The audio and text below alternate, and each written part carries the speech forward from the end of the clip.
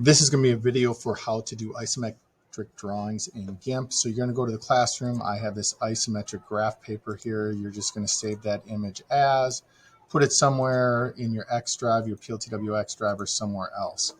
And you're going to go to GIMP then. You're going to go to File, Open. You're going to grab that isometric graph paper. Now, the first thing that you're going to want to do is add a new layer, making sure that layer is transparency, because what we're going to end up doing is hiding this eventually. So I'm going to have that new layer. I can come here to my paintbrush, pencil tool, whatever I'm really wanting to do.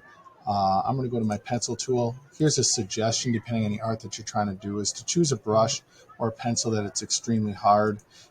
Obviously, if you want a thinner line, you decrease the size of your tool. I like to zoom in a little bit so I can see my grid paper better. And the key to this is going to be your shift button. So I'm going to hold down my shift button and then use my mouse, and that allows me to draw straight lines. Now, again, I'm zoomed in at 200%, so this looks a little pixely, but as you'll notice, as I zoom out when this is all done, and I'm using that 30-degree angle of the isometric paper as well. So I'm going to zoom out to that 100%, and we can see that back line is a little crooked.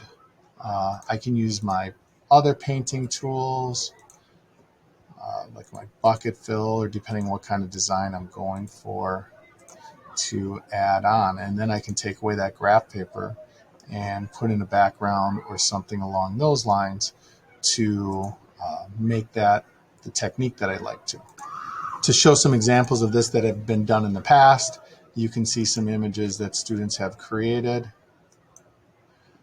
Here's a fun one where they use other techniques, where they created their living room scene and they put it within on a TV with the people watching it. So it's kind of a picture inside of a picture inside of a picture.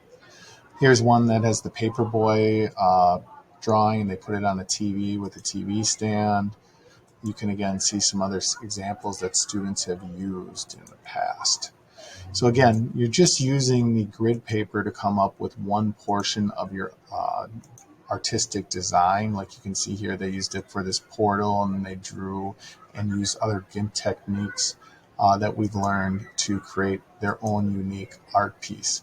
Again, you can see the cheese that they've drawn in the background inside of a phone, and that mouse is then put on top of a background image as well. So again, it's really up to you what you want to do with this, but we're going to use that grid paper to try to create some type of isometric